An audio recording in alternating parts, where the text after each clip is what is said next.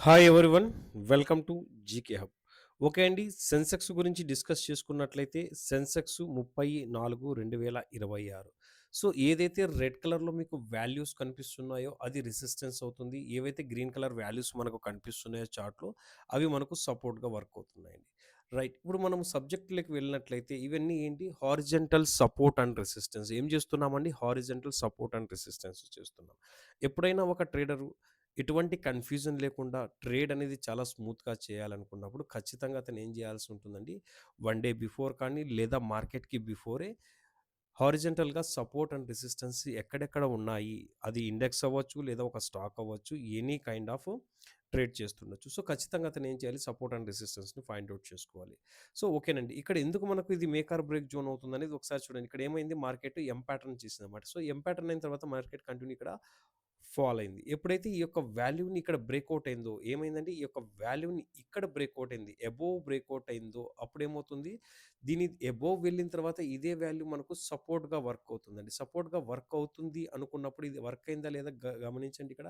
Almost ఇది ఒక సపోర్ట్‌గా వర్క్ అయింది. ఈ వాల్యూ నుంచి మార్కెట్‌నైతే బిలో ఫాల్ అవ్వకుండా చూసింది. ఫైనల్‌గా మార్కెట్ ఎక్కడ క్లోజ్ అయిందంటే ఇదే వాల్యూకి, ఏదైతే ఎం ప్యాటర్న్ యొక్క హైని బ్రేక్‌ఔట్ ఇచ్చి మార్కెట్ అప్ సైడ్‌కి వెళ్ళిందో ఆ వాల్యూకి దగ్గర నియర్ బై వచ్చి అగైన్ మనకు క్లోజ్ అయిందనమాట. రేపు మార్కెట్ ఫ్లాట్ ఓపెన్ అయితే రేపేమవుతుందండి, ఒకవేళ మార్కెట్ ఫ్లాట్ ఓపెన్ అయితే ఏదైతే ఈ వాల్యూ అనేది కనిపిస్తుందో 77,493 అనేది మనకేమవుతుంది, ఫస్ట్ ఇది ఒక మేక్ ఆర్ బ్రేక్ జోన్ అవుతుంది. సో, ఇది మేక్ ఆర్ బ్రేక్ జోన్ అవుతుంది అనుకున్నప్పుడు మనకు సపోర్ట్ ఎక్కడెక్కడ ఉందని చూసుకున్నట్లయితే ఇది కూడా ఒక చిన్న సపోర్టేనండి. స్మాల్ సపోర్ట్ 77,144 అనేది.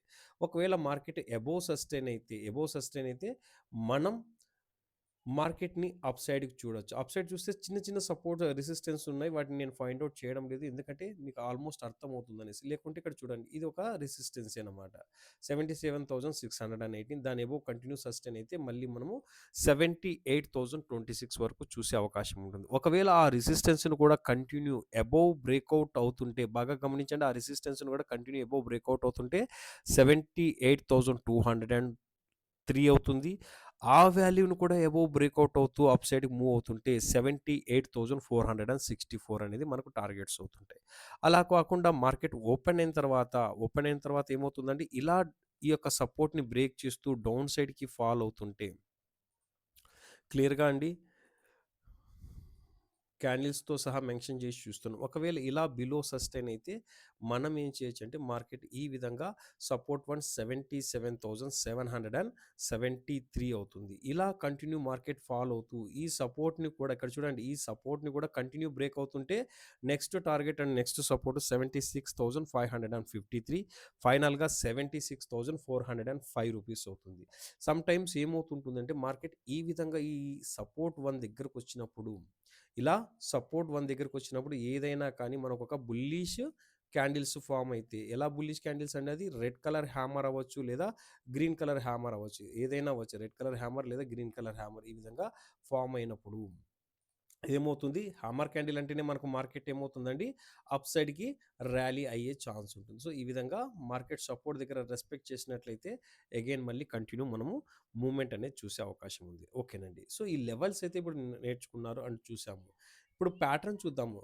ఏంటి ప్యాటర్న్ వైస్ చూద్దాం. ప్యాటర్న్ వైస్ చూసినట్లయితే ఇక్కడ చూడండి, ఆల్మోస్ట్ 1:20 నిమిషాల నుంచి ఈ విధంగా ప్యాటర్న్ ఏమవుతుంది, ఒక డౌన్ సైడ్ ప్యాటర్న్ అయితే ఫార్మ్ అయింది. సో, ఏమైంది, ఒక డౌన్ సైడ్ ప్యాటర్న్ అయితే ఫార్మ్ అయింది. ఈ యొక్క లెవెల్స్ ఒకసారి నేను డిలీట్ చేస్తున్నాను.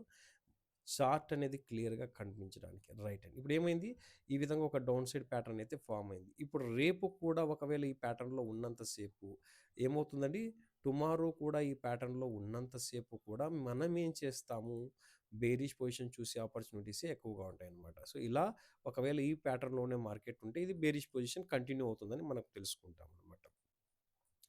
ప్యాటర్న్ ఎప్పుడు రివర్స్ అవుతుంది? డౌన్ ట్రెండ్ ప్యాటర్న్ కాస్త అప్ ట్రెండ్ ప్యాటర్న్ అంటే ఖచ్చితంగా దీని అబోవ్ బ్రేకౌట్ అవ్వాలి. దీని అబోవ్ ప్యాటర్న్‌కి అబోవ్ బ్రేకౌట్ ఇచ్చి సస్టైన్ అయితేనే, ప్యాటర్న్‌కి అబోవ్ బ్రేకౌట్ ఇచ్చి సస్టైన్ అయితే ఏమవుతుంది, ట్రెండ్ అనేది రివర్స్ అయింది. ఏం రివర్స్ అయింది ట్రెండ్? డౌన్ ట్రెండ్ నుంచి అప్ ట్రెండ్‌కింది. ఈ ట్రెండ్‌లో ఉన్నంత సేపు కూడా బేరిషే. లేదా ఈ ట్రెండ్‌ని కొన్నిసార్లు ఇలా డౌన్ సైడ్ కంటిన్యూ స్ట్రెయిట్‌గా బ్రేక్ అవుతుందండి డౌన్ సైడ్‌కి.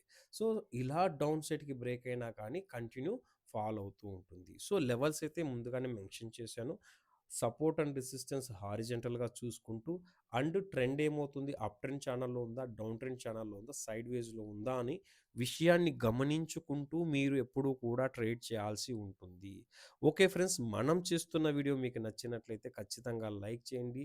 మరింత మందికి షేర్ చేయండి. కొత్త వాళ్ళు ఎవరైనా కానీ మన వీడియోని గమనిస్తూ ఉన్నట్లయితే ఖచ్చితంగా సబ్స్క్రైబ్ చేసి సపోర్ట్ చేయండి. థ్యాంక్ యూ అండ్ జై హింద్.